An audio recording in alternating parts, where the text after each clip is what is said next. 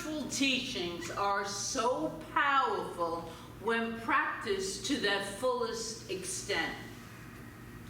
And they lead to a life rich in meaning and love and peace and joy and all those wonderful things, abundance, well-being. There is, however, both an art and a science to this practice. During this whole month of September, we like to have themes that we will explore applying the art and the science of spiritual living to what is going on in our lives today.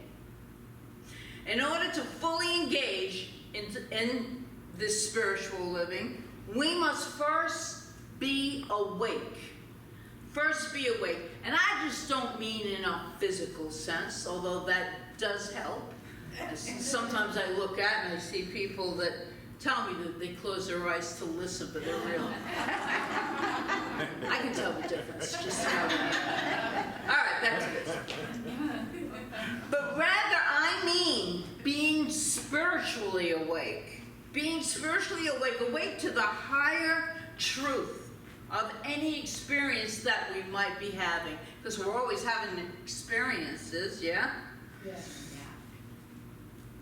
And then second, to be aware of whatever conditions and changes may be needed for us in the current conditions, in systems, in ways of thinking, doing, and being on this planet Earth that we are inhabiting right now, and be willing to make them or stand for those changes. Both being awake and aware to higher truth, and aware that needs to change in our physical world. Something in the world can sometimes feel like we are walking, and I know that we understand this, on a delicate line between what is and our spiritual teachings. It can be a little tricky, but we're going to put a little meaning to it today to help us understand how to do this, because it makes life so much easier when we do. And easy isn't even the word, but meaningful and powerful. When we begin the walk by looking at what it means to be awake, by looking at what it means to be aware, and putting them together to see how this leads us fully to engage in spiritual living. So being aware. Millennia ago, there was a man who had a powerful message for the world. Kings bowed down to him. People couldn't understand, they couldn't comprehend what he was talking about. They couldn't wrap their heads around it. So they came to him and they asked, not who are you, but what are you? Are you a god, they asked. No, he replied. Are you an angel, they asked. No, he replied. Well then, what are you?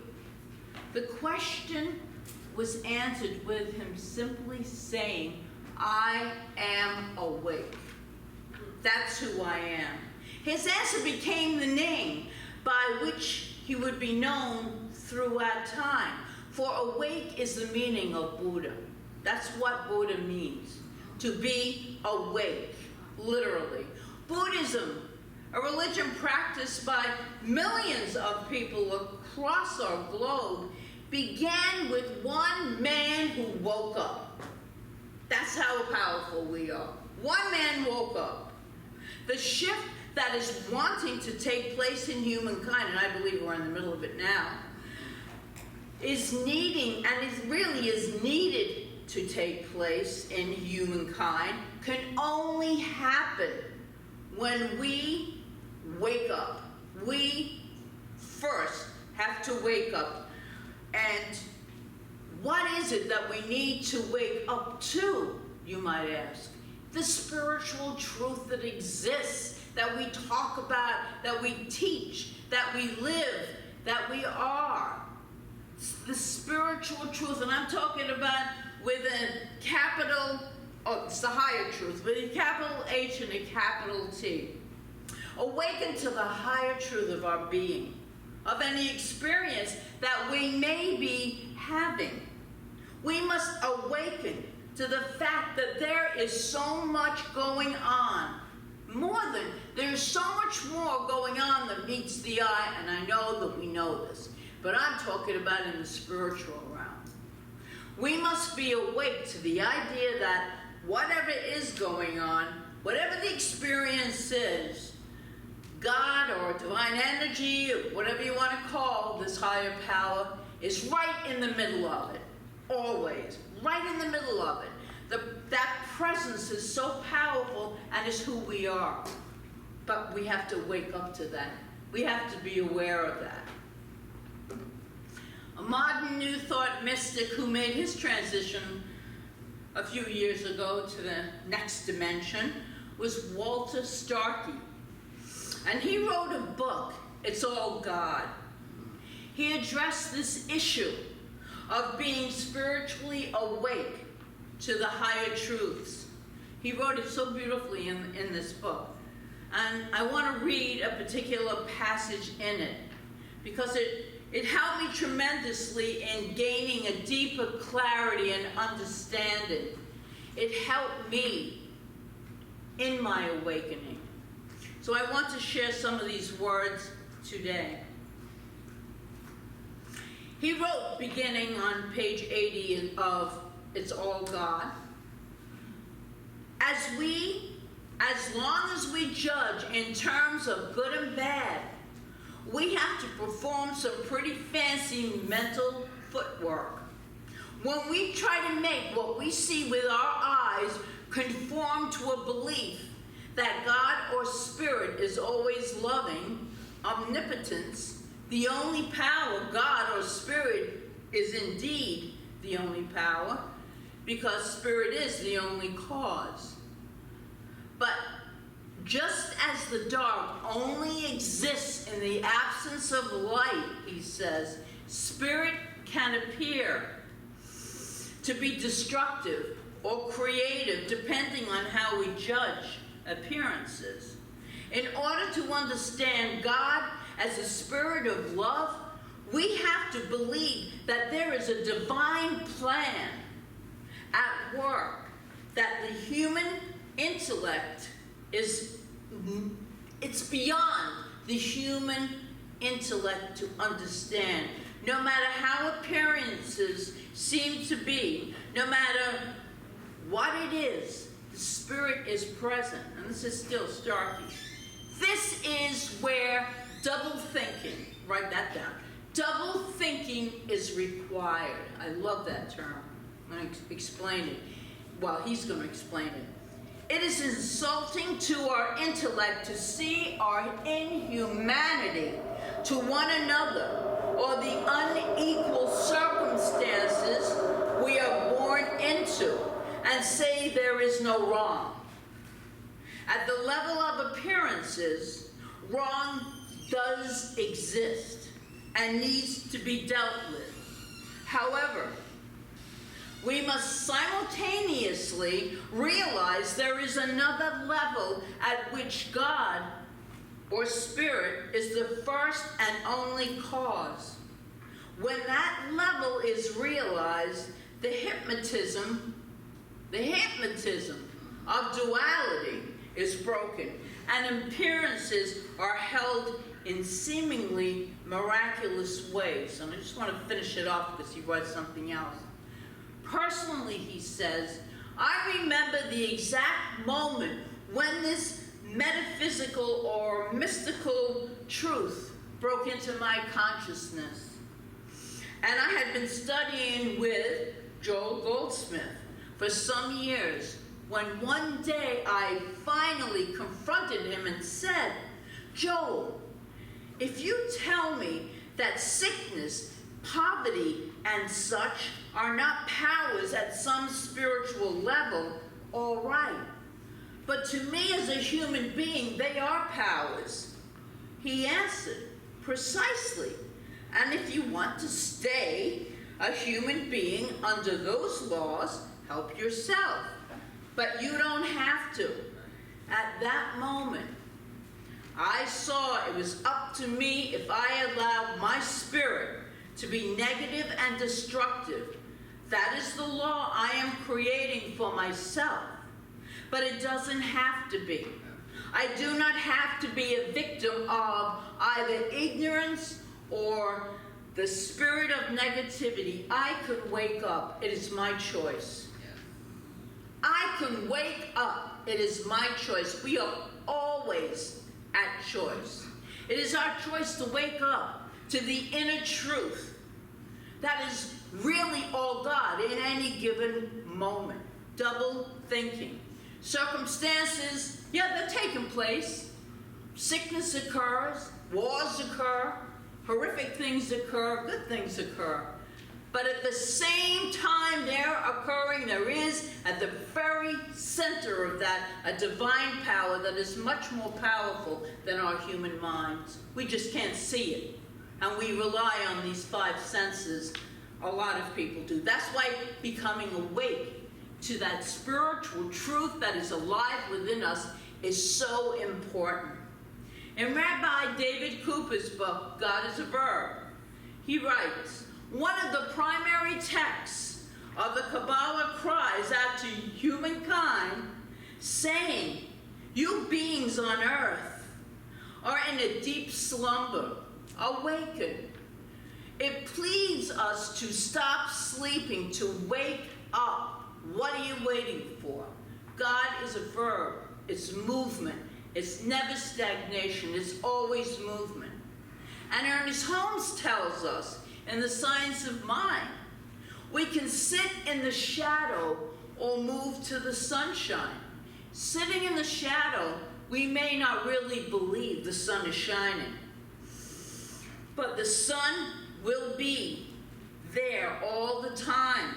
And all the time, we're in bondage, thinking it doesn't exist.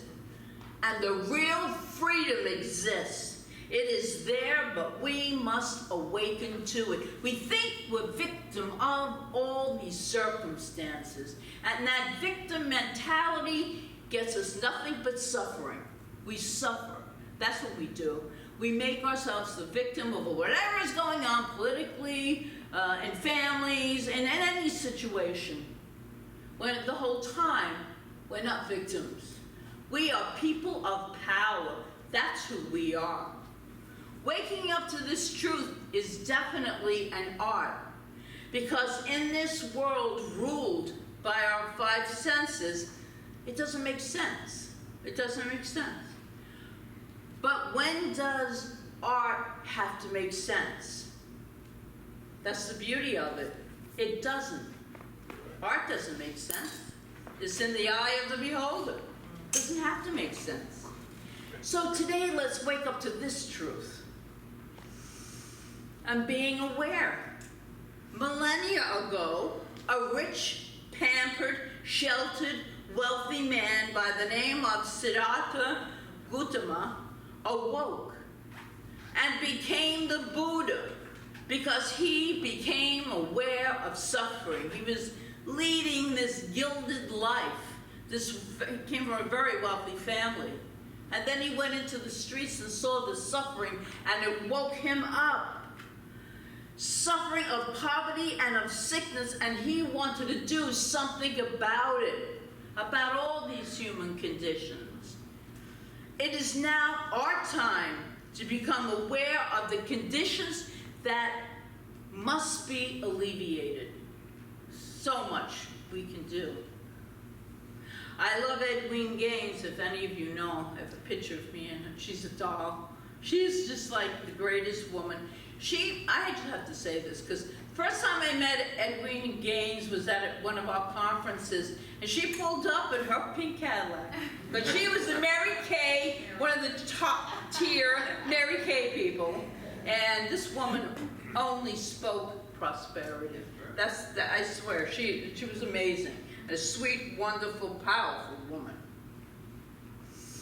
And anyway, on this topic, she says, In order to live on purpose, we must become aware of an issue / problem, concern that we are absolutely passionate about. Fixing, solving, rectifying, then get about doing that while at the same time realizing there is absolutely nothing that needs to be fixed, solved, or rectified. So we do the work, but we know in divine reality, nothing's broken, can never be broken. That is being aware of the condition while being aware of the higher truth. It seems paradoxical to our 5 sense minds, which is so small, but it is. It really is. I mean, if you think about it, come on. It's galaxies of beings and truths and dimensions and everything else, and what we think with our 5 senses is everything. This condition is everything.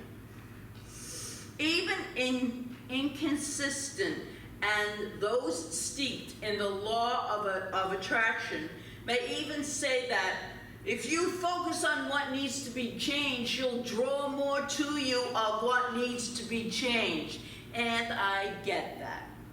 I understand that. But I believe we have a responsibility as fellow travelers on this planet to support one another, to care for one another, and to care for Mother Earth and what is going on this planet where we are inhabiting at this time. So we must become aware of something that needs to be changed at the human level, then stand in the truth about it at the same time, double thinking, and work toward the truth, not wallow in the mire of the condition. I think that is where we get into spiritual trouble, if you will. I know there was a thing, I termed it, and I'm sure the term exists, is spiritual guilt, because you're told, don't think like that, don't think like that. No, don't say any of that. Meanwhile, you can say that, because then what happens is people come into this teaching and everything is good, it's all God, it's all wonderful, and then things happen and they don't feel that way, then they feel guilty, and that piles on to the already condition that they're going through. So I say, embrace it.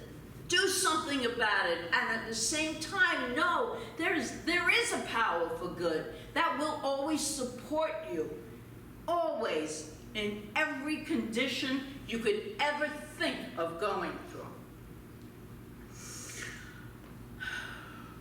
It's fairly easy to get mesmerized by conditions, all right, and to stay there, rather than use the condition simply to identify what our work will be, what steps we need to take, what action should we take. Abraham from Esther Hicks talks about the importance of contrast. Now, I believe in this because I know it works. It versus not it. Sometimes we need the experience of not it so that we can really care and know what the it is that we want. I know this. I've done this because I've been in situations where I said, well, I would, if I say past many, I see them spiritual communities. But if I was the minister of that community, I would not do that. No, I would not do that. I saw all the things I would not do. I was never going to open one, of course, but I'm not going to do that. No, I would never do that. I didn't know that I was setting the law in action, actually. We should always know we always are. Careful what you think.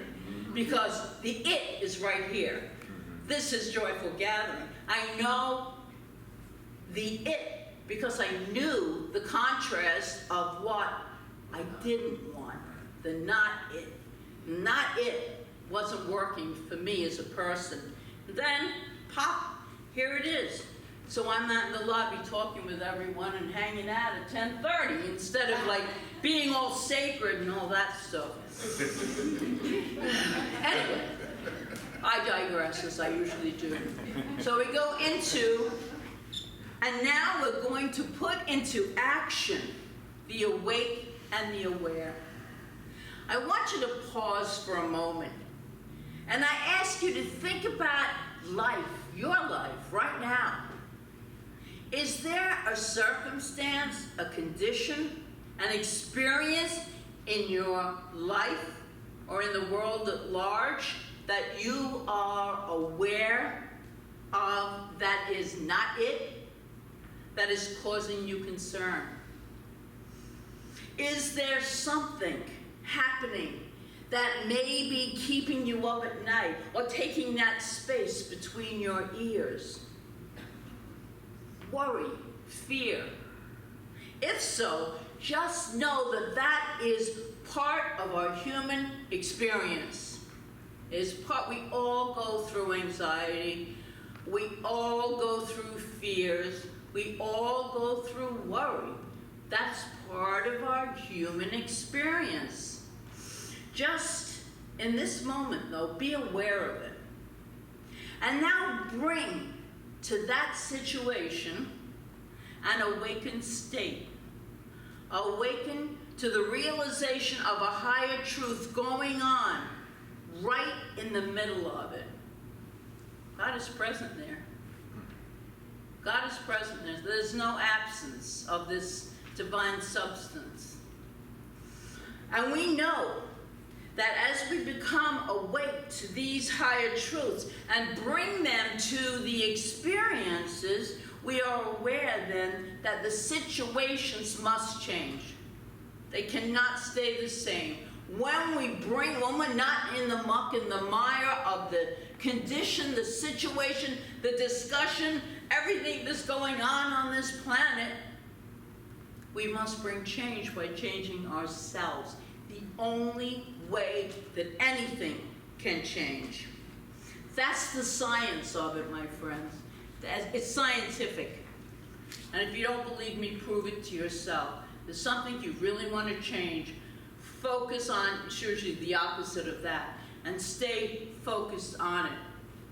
When we awaken to these higher truths, we not only support our transformation, but the collective consciousness transformation of the whole. There is a point, a critical point, where if enough people are holding the same light, the same truth, change must occur. That is scientifically proven. That is scientifically proven. But think about this. I don't know, how many of you don't have to answer this, went to summer camp, it's just an example, and slept in a room with a bunch of other kids. And many of us might have had that experience. Well, imagine that you were in charge of getting everyone up at 6 a.m. in the morning, right? So you set the alarm, and you wake up, it rings at 6, and you wake up, barely, but enough, you have enough to roust your bunkmates out of bed. Bunkmates out of bed who aren't completely awake. The point being that you are a little bit more awake than they are. And that is what our teaching is about. To wake up even a little bit. It spreads, it really does. It's the same with humankind. As we move into a new era of consciousness, and we are in that new era of consciousness right now, we can see it before our eyes. We've been talking about it for, 18 years or so. Oh yes, there's a big shift in consciousness coming. There's a big shift. Well, guess what? It's here. Right now. We're in the middle of it. And we are the ones that have been trained to deal with it. We are the spiritual warriors. That's what we are. You're a spiritual warrior, Norman. You really are. It's true. It's true. Very true. One moment we may be shuffling through the shadows, and then another in the next moment. Wait a minute. One moment we may be shuffling through the shadows, and then suddenly in the next moment an inspired person breaks through and a whole lifetime pattern can shift in that moment. Someone inspires you, someone uplifts you, and that's how it works. And then the entire human race reaches a critical point. A spark of light flickers, then bursts into flames, and heralds a life that we all deserve to live. That person could be you. Why not? Why not? I want to close our time together and have a closing prayer be something like a light meditation. And it's a reading, and this reading is called A Vision for the Human Spirit. So I ask you, just relax into this moment and just take these words in. We see a world where the human spirit is blossoming in every land, in every relationship, in every business, in every home, in every heart and mind.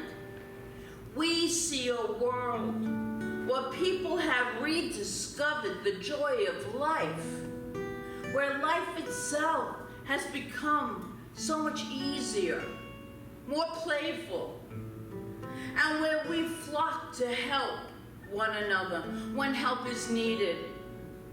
We see smiles in every direction because all humanity's burdens and depths have been lifted and put away forever. We see people excited about life, excited about their work and projects, excited about their homes and families and communities, excited about the bright future that comes to those who really help and care for their fellow men and women.